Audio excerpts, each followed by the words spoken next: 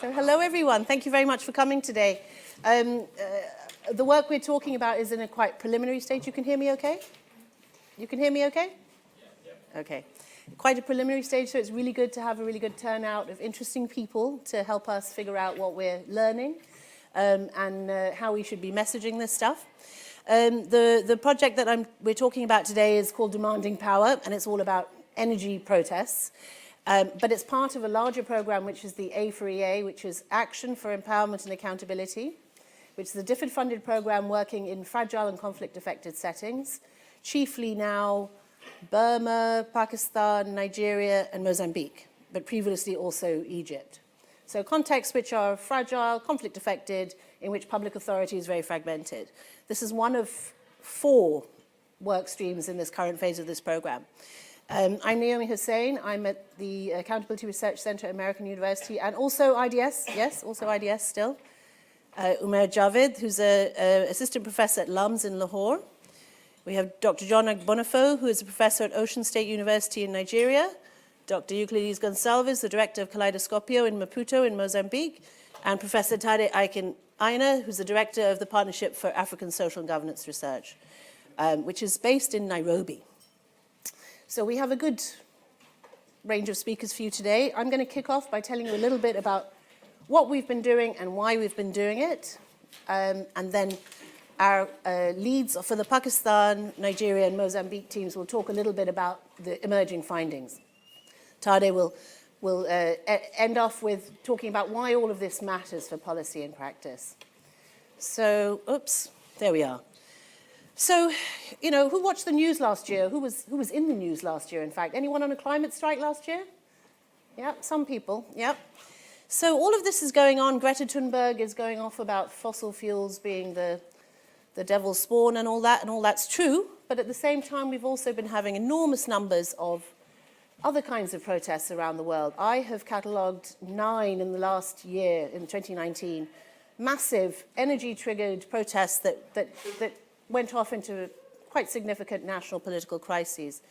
I got here a picture of the gilet jaune movement in France, which instigated this huge listening process by the President Macron, which I think none of the gilet jaune activists actually took part in, but several million French people did. And this was triggered by discontent around a new tax, a proposed tax on fossil fuels that many rural French people in particular did not like. There was also the Sudanese revolution, which was triggered, among other things, by fuel shortages and fuel price rises, as well as bread price rises. So I think the starting point for our work here is that you can have some quite apparently mundane sorts of concerns, mundane sorts of problems. I haven't got electricity. I can't afford to run my motorbike anymore. And these somehow transform into these really quite major political crises. How does that happen? What does that mean? Are people empowered by these struggles? Do they manage to hold their governments accountable? I think it's very striking that you have these 2 very opposing kinds of movements going on in the world currently, the one saying ban fossil fuels and the one saying we need access to affordable energy. And I think these are some of the contradictions, the paradoxes that we have to think about in the politics of energy and politics of climate going forward. So this is really where we started with this. Oh, wrong way. The background to this research is actually that we started off a few years ago, a group of IDS colleagues and researchers in Kenya, Mozambique, India, and Bangladesh did a study on food riots. And food riots during the global food crisis period, 2007 to 2012. And there it turned out that fuel was quite a significant factor in a lot of these protests, not only because people feared that rising fuel prices would trigger rising food prices, but also because in Maputo you couldn't get around because you couldn't afford your chapas fare anymore. So we had some ideas, we had some concepts, we thought we could apply those to the study of protests around fuel. When we were approached to do some work for this A4EA program, we realized that in each of the countries that A4EA was working in, there had been really quite significant episodes of fuel-related protest in each of these countries in that period. In Myanmar, famously, they had the saffron revolution, which was triggered by an energy price rise, a fuel subsidy cut, in fact. Since 2018, I've counted quite significant protests in more than 20 countries around the world. So this seems to be, I mean, somebody would have to do the numbers on this, but seems to be on the rise as a phenomenon. And it's very clear that those people who are promoting fossil fuel subsidy reform, the whole movement around fossil fuel subsidy reform, emanating chiefly, it must be said, from the IMF and related institutions, have identified mass protests as a deterrent, but haven't actually managed to understand why these protests really happen and how they get big and how they become really politically potent. Davide Natalini, who's also in our team, is at Anglia Ruskin University. He did his PhD on fuel riots, and he found that there's almost no literature on this subject. So energy-related protest has not been a big subject of contentious politics research in comparison, stark comparison to food and other sorts of issues. So these are the real reasons why we came to this topic, how we came to this topic. I keep doing that. These are our research questions. We want to know how it is that when people take to the streets over, say, a fuel subsidy cut or electricity shortages or whatever it is, whether these protests actually give them any power, whether they get stronger as a result or whether they just get tear gassed and sent back to the shanties or the towns. Does it actually work to hold public authorities accountable? So empowerment and accountability are really key concepts for what we're looking at here. We think also fragility, so authoritarian rule, fragmented political authority, the threat of violence and so on, also have some role to play in explaining why apparently quite mundane struggles grow into these major crises. And these are really the core part of the research, but we're also very interested in the roles played by transnational actors. So these struggles take place at the national level, they're national political struggles, but they're greatly and heavily influenced by various different transnational actors, whether it's the multilateral agencies or commercial interests involved in building dams, or as we realized recently, state commercial interests like the government of China or the government of the US, which are investing heavily. Investing is perhaps not the word. Anyway, spending heavily in countries around energy issues. So these are some of the things that we're really concerned with. Oops, and again. So a really core concept for us, and this arises also out of the work on food riots and out of European social history, really, is the moral economy. And I won't go into great detail about that, but I think it's a way of saying that the politics of protests, there is a kind of justification, a legitimating, if you like, idea, because energy has become very, very central to everyday life. And when you hear what people are protesting about, they say, now that the fossil fuel subsidies cut, I can't afford to get to work, I can't afford the bus fare, I can't cook, the factory has shut down where I work and so on. It becomes a matter of basic subsistence. So it's not just, 200 years ago it might have been food, even 10 years ago it might have been food, but now it's fuel as well. You cannot live without fuel. How would you cope if you didn't charge your smartphone? I mean, many people rely on these things for work and so on, but for many reasons. So it's very central. We draw a lot on contentious politics theory and social movement theory in this. We are focusing on trying to understand particular episodes of contention, the mechanisms through which they come about, the factors that give rise to them, and their effects.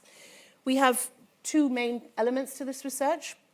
We have three very in-depth country case studies, which our team here will be speaking to, which involves quite standard techniques of using media content analysis, FGD, focus group discussions, key informant interviews with policy elites and also with protest activists. But also, I think quite innovatively, we are looking at the way in which energy has featured in popular culture, social media and so on, because this has become so much more important a part of protest movements. And we're also doing, and Davide and Neil McCulloch are very involved with this, we're doing a big N quantitative analysis to identify quantitatively the drivers and the correlations between different aspects of politics, the economy and energy protests.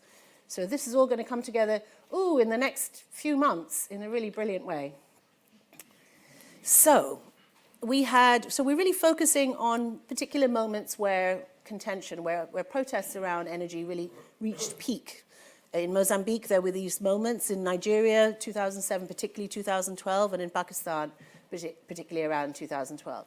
In Mozambique, I should say we're looking at both fuel protests and electricity protests.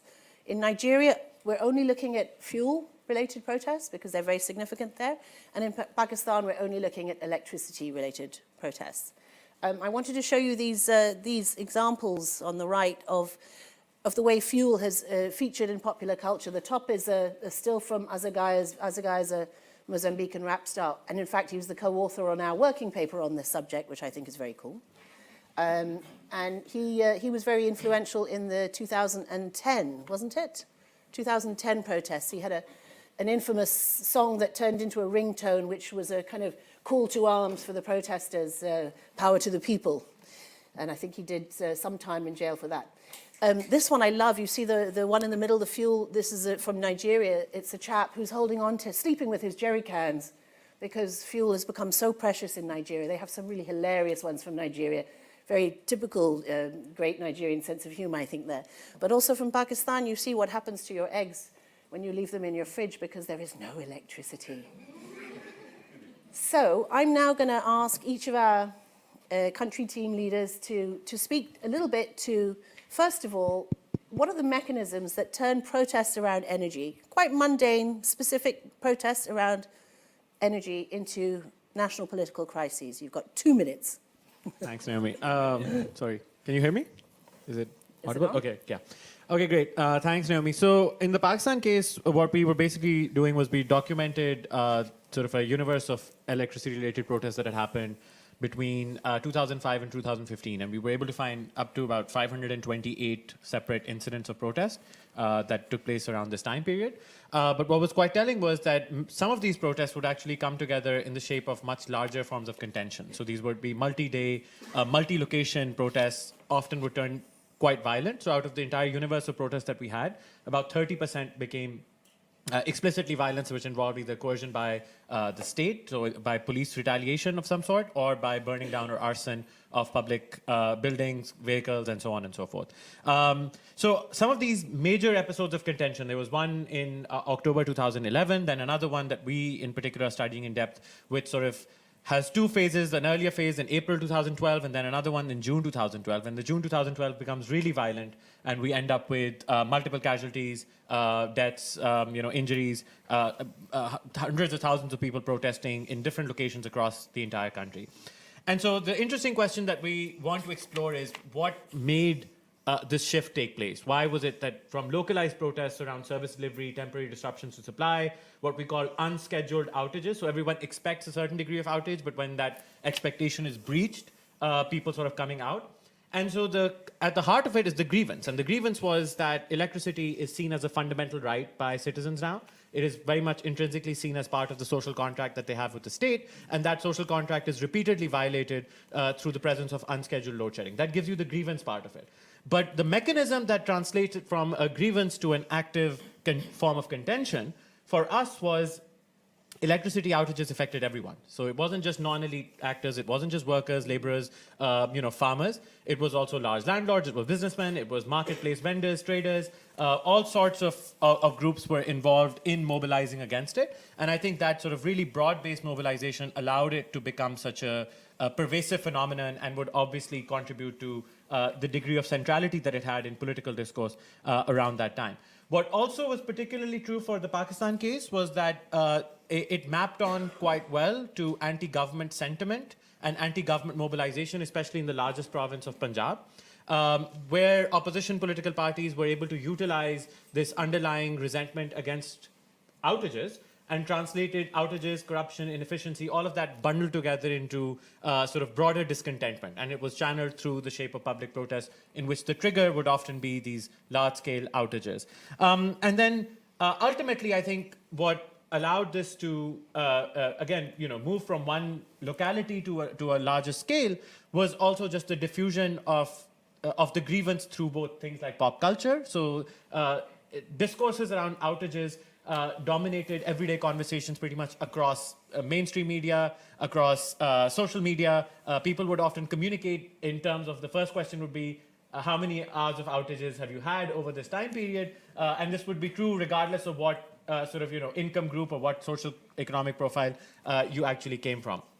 And I think all of these things, and on top of that, I would argue that the fuel that sort of sets all of this on fire is the fact that this is happening in June, and temperatures in Pakistan, approach 50 degrees in many parts of the country. And so when you don't have electricity, you obviously, you're obviously going to feel very angry about all of this as well.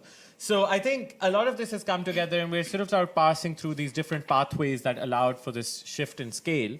But what really is, which strikes us from our field interviews, from speaking to members of people who were, to the communities that were protesting, is that it was seen as a major violation of their relationship with the state. And that electricity, which is conventionally categorized as a commodity by the state, as a commodity that you have to pay for, is conceptualized by citizens as a right.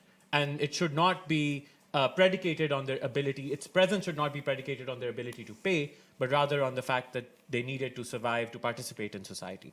So I think that's the underlying grievance that we were able to sort of document. Great, thank you. And John, how about in Nigeria? How did these things spread and scale up? Thank you very much. The question actually draws our attention to the difference between why and the how in contentious politics scholarship. Here we are looking at the how. How do we move? What factors, trigger the movement from grievances to mobilization, to action? A lot of people are aggrieved, but they don't do anything about it. Well, in 2012, there was a major fair protest in Nigeria because of the deregulation by the Jonathan government, the removal of fuel subsidy. Galvanized a protest against that government in 2012. And maybe the first thing to say, to let us know, is that fuel is fundamentally life in Nigeria, because you need fuel to be able to make a livelihood. You need fuel for heating. You need fuel for cooking. You need fuel for so many things. So when you are denied access to fuel, it's like being denied access to the air we breathe, to life. So that action affects everybody, like my colleague has said, very negatively. But moving on from there, there's something that is very, very fundamental to our understanding of how protest becomes a national crisis in Nigeria. We have, up until now, a very powerful labor movement in Nigeria and a vibrant civil society. The implication of this is that we have existing structures. In social movement scholarship, they call it resource mobilization. We have existing networks of protest. We have existing leadership, both in the labor movement as well as in religious organization or sector. So, as a result of these existing resources, whenever there is a protest over hike in fuel prices, such protest immediately goes nationwide, because these resources are nationwide. They are not localized. They are not limited to any particular part of the country. And usually the protest begins like this. The government increases fuel price, and then labor calls out the government by issuing a warning strike. And this warning has a way of priming up citizens, of conscientizing citizens to the fact that, look, we are going to strike on a particular day. And mind you, these are already angry citizens. These are citizens who are already dissatisfied, discontented with the government. So everybody is put in the mood for action. And then when that day comes, everybody spill onto the street. But this is just one mechanism. A second mechanism sometimes occurs when usually labor would need to consult amongst themselves, sensitize the citizenry before taking action. So usually they will give the government maybe a week or 2 weeks notice. But sometimes protest breaks out before the notice. And to a very large extent, we have a group of people we call area boys, street urchins, maybe homeless people. They are not crazy. They are perfectly healthy and normal, but it's just that they don't have somewhere to sleep. So they sleep on the street. So it's very easy for these guys who sleep on the street to wake up that morning and begin to set up bonfires. And then passers-by joins them. And before you know it, a seemingly innocuous action turns into a very big, contentious episode. And looking at episode itself, we have seen a situation where contentious mobilization or protest turns into a carnival sort of event. We have a situation where musicians, artists, were invited and they entertained the audience. We had a situation where what we call sachet water, pure water, bottled water, it's not really bottled, but in sachet, are given out free to participants, and sometimes they are given something to eat just to incentivize them. Imagine what would happen if you were home and your neighbor returns to tell you, I was giving rice at that protest this morning. So you have something to look forward to, especially if you don't have access to free rice or if you are not sure of your meal that following day. So the following day, you are likely to join. And before you know it, the protest has gotten larger and bigger. So these are some of the factors or forces that really contribute to us having a very innocent protest over fuel turning into a major crisis. And then, of course, the action of security forces could also contribute to this phenomenon. Thank you very much. Thanks, John. If you could pass to Euclides, thanks. I mean, you say carnival, but actually these are quite violent incidents. People do die, have died. In 2012 they did, didn't they? Yes. So it's not all fun. Let's hear from Mozambique. Euclides. Thank you, Naomi. Thank you. Hello, everyone. Mozambique has a history of protest that is different than the one of Nigeria, in the sense that the mechanism that was used for the escalation of the two major protests that we had related to fuel in 2008 and 2010 were SMS messages. Back then, WhatsApp was not what it is today, it was not there. And people exchanged information by sending SMS. So in 2008, there was consecutive hikes, sharp hikes in the price of fuel in a very, very short periods of time. And that led to the first national protests. In 2010, there was a hike on the price of fuel, not as sharp and higher than the 2008, but it was associated with hikes of prices of foodstuffs, in particularly bread.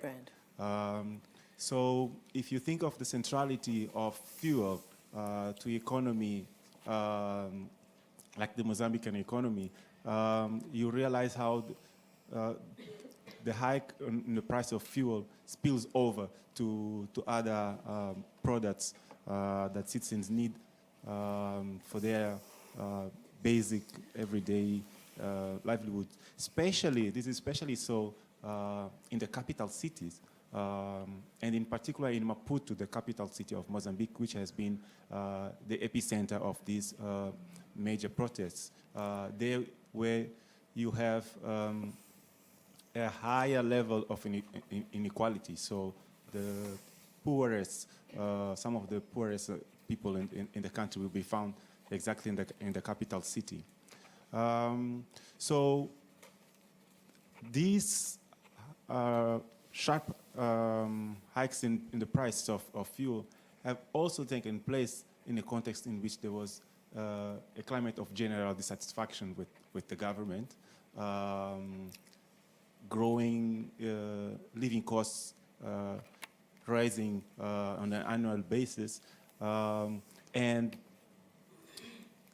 these announcements of sharp increases in the cost of fuel in a short period of time have put citizens in a position in which they really had no alternatives So from our initial findings, we are hearing from the participants of our studies that every time they receive notification of information that prices are going to go up, they start planning accordingly, changing their lifestyle, changing their routes and their routines.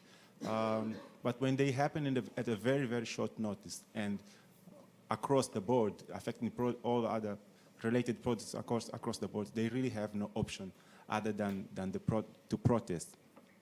And as I said in the beginning, there's no face, there is no group of street children or youth who are ready to be activated to participate in the protest. There is no network. It's just people receive SMSs they do not know from whom, and they forward these SMSs. We've received the news of a strike, of a price hike that is going to happen, take place from tomorrow, from after tomorrow, and in 3 days we should strike. And this often takes place. So in 2008, in 2010, these protests happened in the history of Mozambique. They were novelty. So the government was not really prepared. They'd never seen the citizens going to the streets and taking on violent protests. And of course, they have taken up the experience from those two protests and started asking citizens to register their SIM cards to make sure that they're at least able to track the source of the initial source of these SMSs. And in 2012, there was another rise in the price of fuel. By then, the governments issued messages discouraging citizens to attending to these protests, and also deployed the military in the centers at the particular nodes of the city where these protests tend to erupt. Ultimately, there was 1.5 days without violence, but in which people really did not stay at home. So the simple answer to your question, what is the mechanism that leads to the escalation?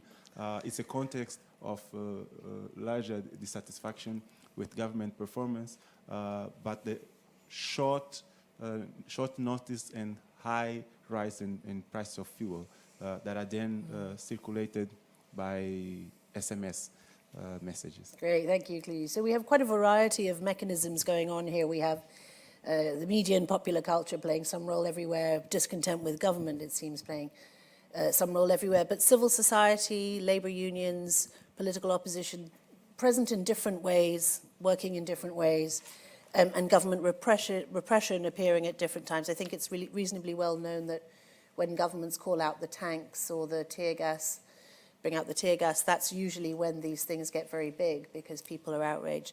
I want to ask, and maybe we'll be a little bit briefer on this one, if you could just very briefly describe what you think was the main outcome of the main episode of contention in each of the countries. Umair, what about Pakistan? I think there's a bit of lag in terms of what the outcomes are, but I think we can trace them back to these main episodes in any case. So the period that we're looking at specifically between 2008 and 2012, and you have a number of incidents that happen in between.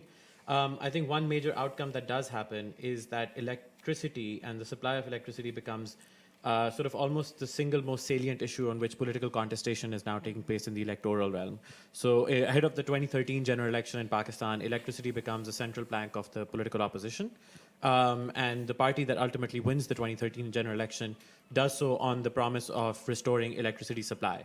And even though the problem wasn't, obviously, they weren't able to fix it within a short period of time, what they were able to do was essentially mobilize a lot of Chinese funding up to almost $37 billion in Pakistan's electricity sector. So in terms of a short-term consequence, electricity just simply became the one political issue on which essentially electoral politics at least hinged on. And the outcomes were quite clear as the election results unfolded in 2013. It's pretty decisive then that it had quite a significant impact. How about in Nigeria? Less optimistic story in Nigeria, I think. I became very happy. Is that it? I became very happy because the price of fuel was reversed. It was brought low. I mentioned to Neil a short while ago that naturally I was anti-removal of subsidy. And he laughed, said, you are a Nigerian, so you should be against removal of subsidy. But I'm beginning to have a change of opinion and view. But more seriously, one of the outcomes was that government reversed itself. A second outcome was that it gave citizens the feeling of efficacy, the feeling that they could hold government accountable, the feeling that they could have a voice and shut down society, and government will have no choice but to listen to them. And I think one other factor that we have not really, outcome that we've not really paid attention to is that increasingly, fair protest is conferring larger and larger legitimacy on the labor movement. Because the 2012 protest almost got to a tipping point where citizens were beginning, or protesters were beginning to ask for a revolution, for the overthrow of the Jonathan government. And it got bloody in so many places. Labor had to step in, and labor became the tempering element. And when the government decided to negotiate, it was because it had the leadership of labor to negotiate with. So, to my mind, I think over time, labor is acquiring a lot of legitimacy, at least as far as the government is concerned. Where to citizens, they feel labor sold out. So those were the outcomes of the protest. Great, thank you, John. Euclides, how about Mozambique? Well, in the case of Mozambique, the first important outcome was that the price was maintained as a response to both protests. In Price 2000, was? They were reversed. The hikes were reversed.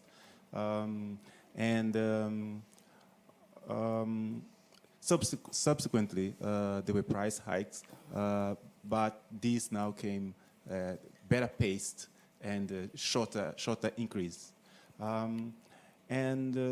Looking at from now backwards, we see that there is routinization of negotiation of the announcement, at least of the announcement of the prices. So before the government would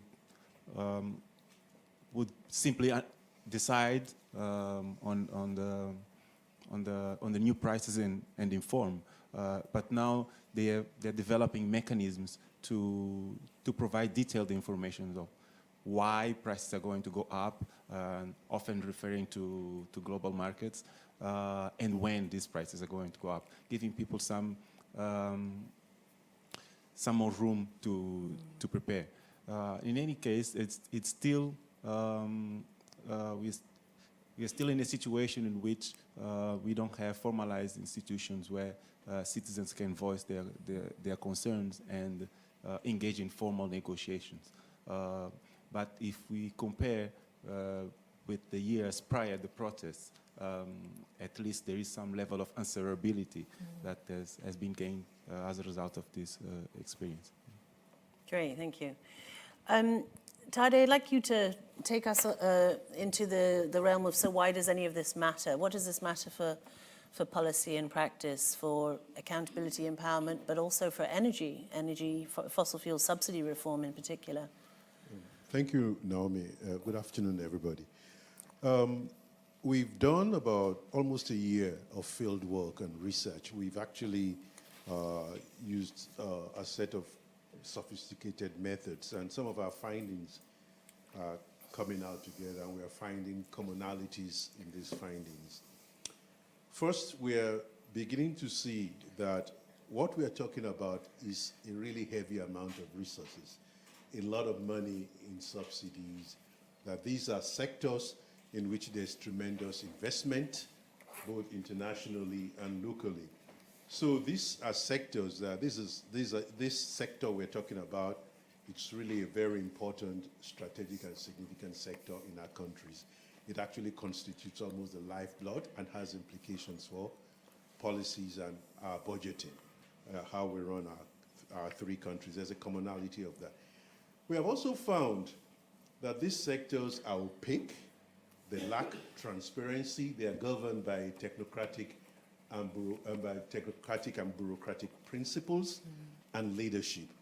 So they are not accountable to anybody except to themselves, because they actually, so the language is framed in a technical and technocratic way, and the language is not accessible to the ordinary citizen. In the meantime, the citizens themselves feel, because you should remember first and foremost that our three countries are countries with high degrees of inequality in many ways. They are countries with extensive poverty. They are countries where, also from the perspective of the colonial project, there's like one of our colleagues said, there's almost a paternalistic thing. The political elites have actually framed the relationship between state and citizens in terms of what do we give you to believe in us? And the subsidy issue is tied around this. So a part of the decolonization project in our very countries is breaking this bind between, the way the relationship is constructed.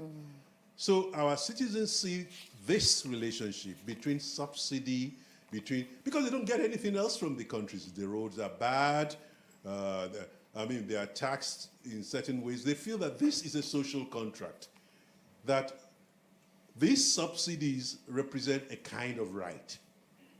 So we have to have a way in which, and this puts our countries in a very interesting bind. They are caught between a very difficult bind between making sense of their economies in terms of the relationship between the subsidies and the amount of resources and revenues and expenditures involved, and the leakages, because these sectors are corrupt. There's a lot of corruption in these sectors. There's, lack of transparency leads to a lot of corruption. So our countries are caught in a very terrible bind between making sense of the economies, reforming the sector, and the need to create more transparency, and balancing the demands and rights of citizens who think the only thing they are getting out of the country is a subsidy for fuel, and of course, the new demands of the globe, of the world, the global demands of the climate crisis and climate change that is really critical and challenges, the way we use fossil fuels and all of this. So that's something. And the policy implication of that is that, one, we need to democratize the oversight of this sector in all our countries. We need to make this sector, the managers and the runners of this sector, accountable to some kind of legitimate legal structures and relationships, and in a way in which ordinary citizens can actually question it and see what is going on there. So that's one. Then number two, I think it's also important that we need to change the narrative and the relationships from the way the demand is structured now.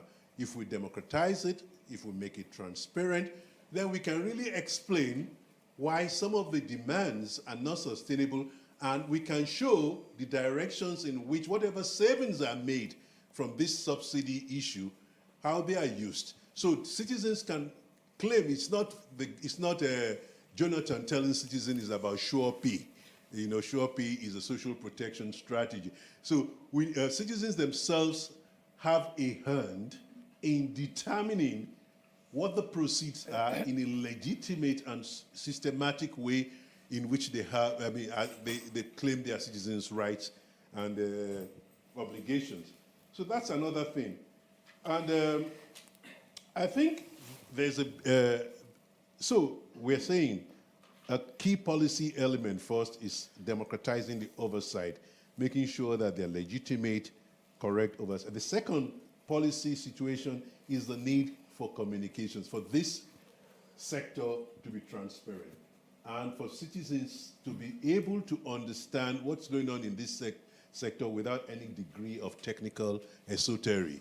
So it's not about a cult in which the language, or it's not about my good old church in which mass is said in Latin when everybody speaks Yoruba. So it's something about a language in which the communication is clear between the citizens and the leaders. So that's also another interesting policy issue. And then that leads to larger democratic rights. And we were exploring the transferability of, when we're talking about empowerment, you've taken part in these strikes. When I was a young student in Lagos, I used to have a senior guy who says, don't be at the back of that demonstration and don't be in the front because the police bullets can catch you. Be in the middle. And if you are, because you are surrounded by the group, don't throw a big stone, throw a small stone. But what we are really saying is that we actually need to understand the nature of political participation and political engagement, and how we can, citizens that are empowered in this process of demand making and protesting can actually become citizens that make other kinds of demands in other areas of their lives. Citizens can demand that we want to see the budget. Some of that work is going on in Nigeria. Budget and co are doing that kind of work. Citizens that can demand that we want you to tell us what you have spent our money on.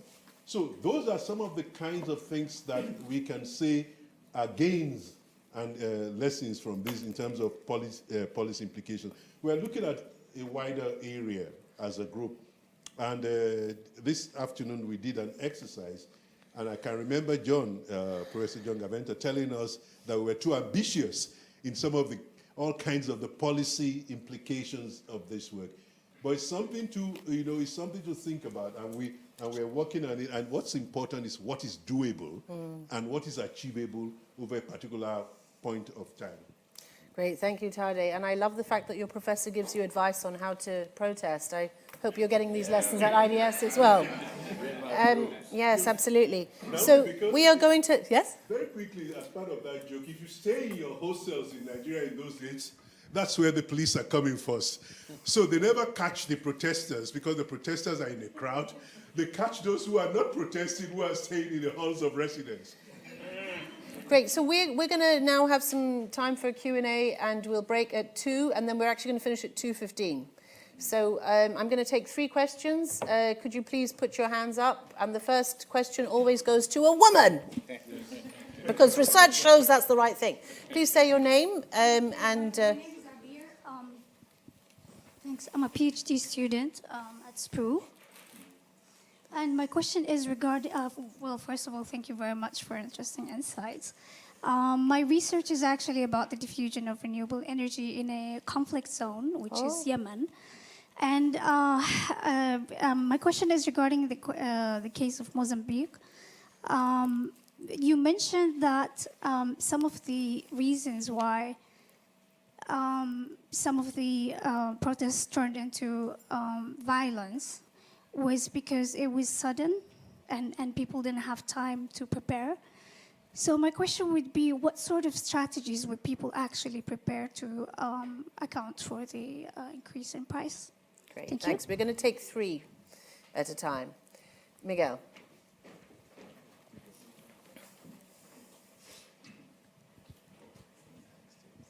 Thank you. This is more a question for Euclides to reflect on, which is, you get the feeling that in the story of Pakistan, Umair kind of brings out a political party as a broker, that they said, look, vote for us, we'll come to power, we'll fix the electricity. Sorry, we won't fix the electricity, we'll give you the electricity.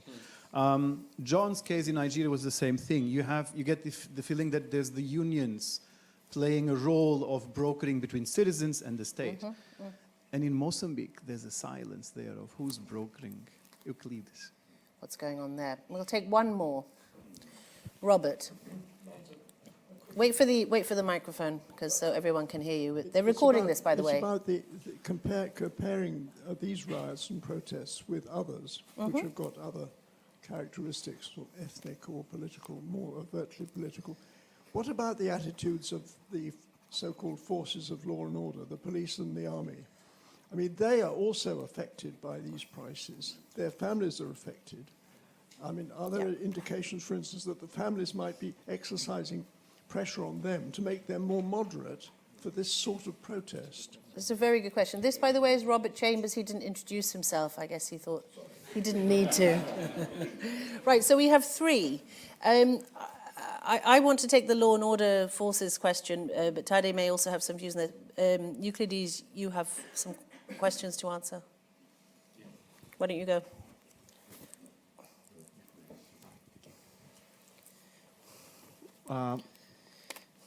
What are the strategies people use to prepare for price hikes? One of the exercises that we did, and we continue to do because this work is in progress, is actually do a mapping of energy use amongst the group of citizens that we are interviewing. And we are finding that people have access to, they use electricity, they use gas, they use kerosene, they use wood, and in their lifestyles, they're increasing electronics.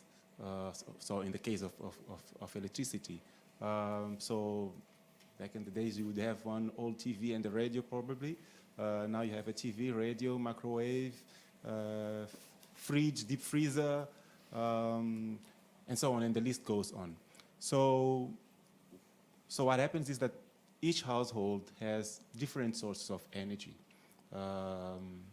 And what they do when they realize that prices are going to go up, they start adjusting how they manage those sources. So if you have a fridge and a deep freezer, you may choose to start using one of the two, or using your deep freezer for 12 hours of the day.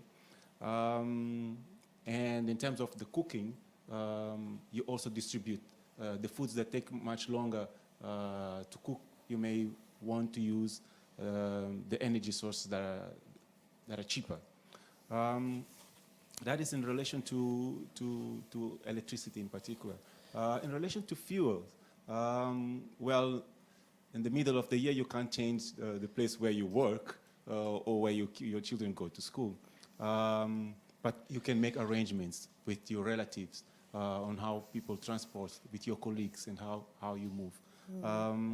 So those are the strategies, the kind of strategies people develop. And the costs of coping are quite high, aren't they? I mean, people can cope, but it's painful and it's annoying. Yes. And people complain about it a lot, don't they? Yeah. What about this question about why in Mozambique the protests seem to be very spontaneous, whereas they have more organizational form in Nigeria and Pakistan? Well, I don't have a definite answer for this question, Miguel, but I would imagine that one would have to look at the history of state-society relations in Mozambique, the kind of government, the kind of dynamics of civil society. So if we put the protests around fuel in that broad historical context of the development of the democratic space, which is very, very recent, then it starts to make sense. I mentioned earlier that the government did not ever occur that this could happen. It's exactly because there was no history to it. There was no past. We are coming, this happened in 2008, from 1975 to 1992, Mozambique was a single-party regime country, so the first elections were in 1994. And in fact, since 1975 to today, it's the same party that is in power. So they've never moved. So the kind of relationship that they have and the type of accountability that they practice is still very much predicated in the old model of a single-party regime. So this was not expected. And then on the side of citizens, there was also, other than the party-related organizations, there was no, and religious organizations, there was not really a vibrant civil society or types of groups that would organize around social concerns. And you can imagine also the levels of fear of confronting authority are there, from street level authorities to the higher authorities. So that's why these protests happen at a moment when people have no other alternatives, when they feel they've been pushed to the against the wall, in fact. One thing that is coming out from our research is, yes, those leading the protests and being on the streets are youth and women primarily, but there is also a broader group of society, including elites within the ruling party, who then at these moments provide support because they are in this general disagreement with the state, with the way the country is being run. So that's why, that would be my provisional explanation for why is it possible that in Mozambique we've got these spontaneous protests that emerge only on the basis of SMSs and mobilization via popular culture. So you see the value of the comparative analysis here. We get to see what works in one country but doesn't in the other. Your question about the security forces is very striking in all of these episodes. That it starts off with the police being very mild. They're almost always very mild because mostly these start off being very peaceful protests, and there's a very strong sense, and it comes also from the government usually, that these are legitimate peaceful protests. We should accept that people are having a hard time and not clamp down too hard. And it only is when it starts to escalate and becomes a really big national political crisis, when it moves beyond the question of fuel to the question of political and economic governance, that you start to see the tear gas and the riot police coming in. So there is a moment when, and you know, low-paid police everywhere, they're probably not usually the lowest paid workforce, it's true, but still are affected. So we do see this in some of the other protests around the world in particular. Should we take another round? Yes. And any questions for Nigeria and Pakistan? So yes, I'm sorry, if you could introduce yourself at the back there.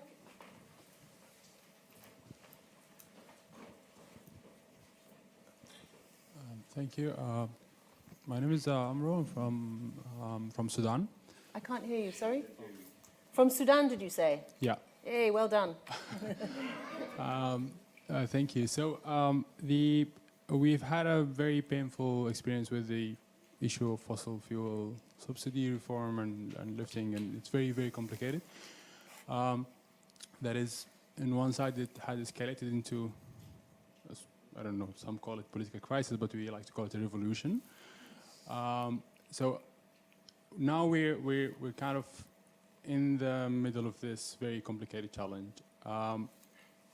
Where like reforming fossil fuels critical for any economic reform, but on the other side, it can only be happen on a democratic approach. So my question is about how these it was mentioned that the communication is critical in this. But how is it linked to the democratizing the whole energy sector and the engagement of citizens in deciding how this can be? We're seeing willingness among our citizens that they're willing to share the risk if they're engaged in taking the decision and deciding even the sequencing and timing of this process, which from past experiences cannot happen like at once, especially when we have such a fragile economy, but there's also, on the other hand, a very strong political will to move forward. But is there a question or is it a comment? What would you like? It's a question like of how communication strategies can be combined with the goal of democratizing energy sector in mind. Great, good question. And then Ian.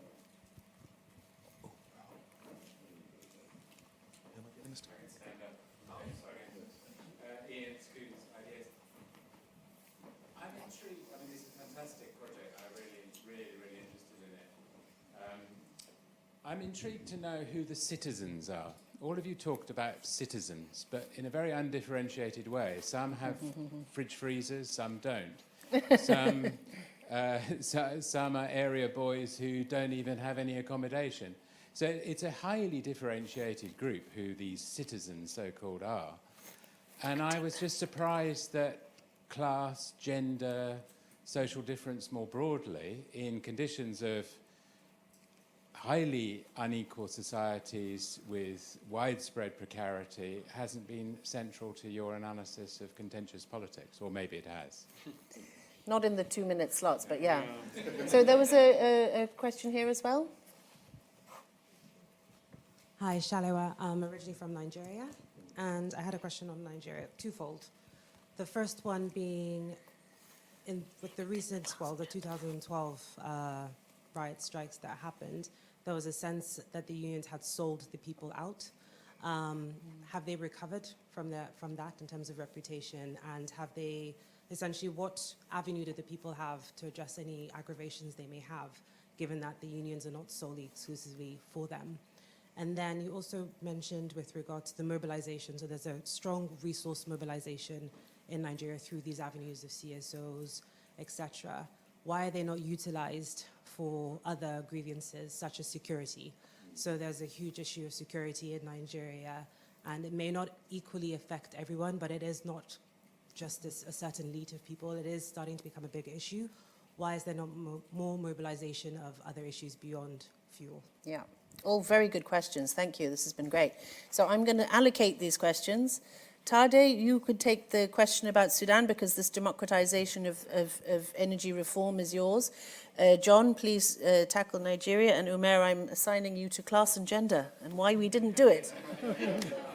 Here we go. Let's be brief because people need to leave in very quickly, a few minutes. In relation to what one might call genuine democracy, communications is important in terms of the flows across from, those citizens and rulers, and openness to engage the structure. So all of these are important in that. When we talk about democratizing the sector, is that who actually provides the governance? Who are the key players in the sectors answerable to? And you do know that these sectors, most times you have state oil companies, you have international oil companies, you have local businessmen, then you have the bureaucracy, and then of course in some cases you have the military.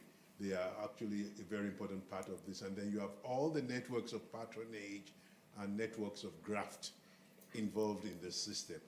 So being able, one, to have applicable, clear rule of law elements in terms of penalties for doing the wrong thing is very important, and being able to impose those sanctions is one. Second, making sure that this sector is open. It publishes its data, we know what deals it's doing, what kinds of contracts, who's procurement, who's winning the tenders, and how much, how the revenue is shared. We don't find that in a lot of our countries, so that's a second one. That's part of this democratic governance, but it's almost a technical. But then having them report to somebody else beyond a clique of directors created by government or created by the oil companies or created by the marketers is also something very important, to which we citizens can then make those people account. And Ian, about citizens, and the question that you wrote, excuse me, I just wanted to, I thought that was important because I used the good word question, yeah. we citizens. It's actually really a differentiated and diverse group. But we found out that basically, and Umar will say that about Pakistan, actually the people who really do mobilize the resources of protest are not the really, really bad off people. They are the political barons, they are the leaders of the petty business associations, the commercial groups, the local government chieftains. So there's some kind of, these days class is a dirty word, so I might use some kind of socio-economic differentiation among the collectivities that are involved in that arena. And of course there's gender. We heard about, in 2012, the women of Daura protested. But of course, Daura was linked to CPC and Buhari, and that's his hometown. But in other protests, women's relationship is different, because even the streets, in terms of protests, is not a particularly benign arena for women. We saw that in Tahrir Square in Egypt. In Nigeria, that happens too. They're open to sexual harassment, they're open to all sorts of things. But the second thing is that women are not in the hierarchy of the Nigerian labor movement, like John told us. And again, even though the pains and sufferings of this, all of this, has tremendous consequences for women, you see their participation on the streets are different. Even the households they come from, people will say, you don't go out there. So all of this introduces a different gender dimension in terms of the direct street protest. But the other analysis is who are the people who bear the burdens and pains of this. And that's a complex analysis that shows that the burden falls more on the poor, the marginalized, and the vulnerable. I think the really interesting question about class in this is that compared to food riots, which tend to be kind of quite urban poor centered, the fuel riots seem to be spread across different kinds of geographies, small towns as much as big towns, but cross-class. This is the very significant thing about them. They almost always have a cross-class element, which was absent in food riots. Let's hear about Nigeria, John. Okay, thank you very much. The question was whether citizens have recovered from the feelings of being betrayed by the labor movement during the 2012 protest. Well, it's a bit difficult to say, but I did ask respondents, people like Ayobe, about this issue, and what she said was that the situation is complex, very complex. We are having a scenario where many guys in the labor movement are career-oriented. They are looking forward to building a career and what they can gain from the labor movement. So they are not really in it, for the sake of protecting the interests of citizens. And then there are a few core unionists who are really committed to the cause that will have these variations within the movement to deal with. But one thing that is important is that after that episode in 2012, there was this general belief, a rumor that the labor leadership was settled by the government. They were compensated, they were bribed. But there's no evidence. Nobody has any evidence. It's all hearsay so far. So there's no way we can tell until maybe we have another episode of a hike in fuel prices. Then we'll be able to tell whether that collaboration between civil society and labor will hold or not. Then, when the second question referred to the mention of available resources to protest movements in Nigeria, why those resources are not deployed in others. Yes, one of my respondents did say that protest over fuel, hiking fuel prices, has not empowered the citizens to be able to demand accountability in other sectors of life in society. It's not that the resources are not there, but for some reasons that are difficult to unscramble, we do not know why Nigerians have not mobilized against corruption, for example. Corruption is a debilitating phenomenon in Nigeria, but Nigerians have never mobilized against corruption the way they have mobilized against hike in fuel prices. So how we are going to make that transition, I don't know. So that's the situation for now. Thanks. Great. So Umair, if you could talk to us a bit about when we say citizens or people, actually, what are we sticking in that category? I think there's, data out there.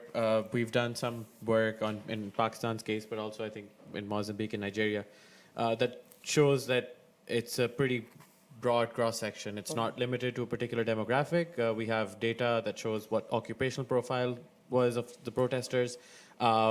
There's an interesting split in gender, at least in terms of Pakistan, that women, older women were involved in protests in major urban centers, in particular, which were sort of protests that were localized, community-based protests. But in smaller peri-urban localities, it was largely young men, men who were linked to pre-existing networks like political, sort of clientelistic networks, associational networks, factory workers, for example, mobilized by local labor unions. I think all of that, and so there's an interesting sort of diversity, and I think that in itself is part of our that really informs us why these protests have carry so much importance and why they sort of influence politics in the way that they do.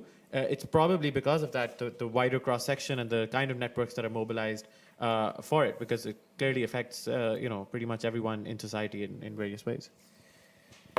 Well, in theory, we have 5 minutes more, but let's see. Any more questions here? Yes, Richard and someone there. I think those last two will be the last two. Yeah. Please keep them brief and the answers brief. Yeah. First, wonderful, very interesting. Second, have you been collecting data, for example, different fuel prices and how they've increased in the previous 5 years or 1 year, whatever, fuel, etc.? And the third point, the police and the evil political powers must be very interested in your findings. Have you thought of that? I know the CIA in the States and are very interested in anthropological surveys and how to prevent crises or protests must be a nasty thought by some nasty people. Good questions. Yeah, there was one back there, and then we'll pick those up very quickly. I don't know, John. Okay. Thank you. I'm Tamilur from Bangladesh. A very basic question, just to know that why government decide to hike the prices of the fuel? Is that all economic for all of the countries or any other causes? Oh, very good question. We should have answered that earlier on. That's right. There's one very quick one here, John. Very quick. This is less a question to the panel and more to you to think about and advise us after. It came out a little bit here. We've discussed the contradiction that Western governments are urging these countries to move to to non-fossil fuel economies. Yeah. And a lot of talk to do that. And yet the real subsidies they are given and investments they are given are to continue to promote these economies. 90% of the new trade with Africa announced last week went to oil and gas. At the same time, they were talking about the need for clean energy. Yeah. But what the donors haven't addressed is how they encourage countries to move to cheaper, to non-fossil fuel without dealing with this juggernaut of the political settlement between states and citizens. Yeah. That if they try to make that transition, there will be real revolt, which keeps those countries from doing it. So how we square this debate with the climate debates, we want your advice and thoughts on. Yeah, big challenge. I think I will probably take these because we're running out of time. Richard, very good question about, what's the CIA going to do with our results? It has been a concern. This kind of research is always ethically very tricky. We do not think we are in the business of giving the IMF, a guidebook to how to avoid protests. Nevertheless, they are learning some of this themselves without, I think, arriving at the conclusion that the sectors need to be democratized, they need to be inclusive and participatory in the way they arrive at policies. And of course, some of this it sounds a bit naive. These are high security, national security, international security sectors. So to say, let's have the people of the slums involved in the decision-making sounds a bit pie in the sky. Nevertheless, there is no democracy in these sectors, and it's clear that if we are able to present these massive protests, really quite, regime-changing protests, as they were in Sudan and other places, as a phenomenon that reflects the failure of political systems to include people's voices, then we're hopefully in the right direction. The second thing is they're really quite violent, dangerous events, often. And people die, lots of people die. In the last year alone, something like 100 people died around the world in fuel-related protests. So on that count alone, I think organisations that are pushing for fossil fuel subsidy reform need to take responsibility for the fact that when they encourage a price subsidy cut, this is the very likely outcome. Your very good question about why are these prices going up, Neil really is the person to answer that. You should speak to him afterwards, but it's largely to do with fossil fuel subsidy reforms. It's been a movement over the last 10, 15 years, would you say? Since the last fuel crisis, 2008, or not the last one, but the one before. And it's also been linked very much to climate change. The fossil fuel subsidies are very irrational. They're very, very expensive. Most governments spend way more on those than they do on all of the other social sectors. Maybe that's an exaggeration, but it's something like that. Like, it's a really huge spend in most countries, and it's environmentally disastrous, and it's also very pro-rich on the whole. Neil, you can have the last word on that. Just to contribute on that, if anybody wants to know more on that, then there is an IDS seminar from last May on specifically that topic, which you can find and download and watch online. Yes.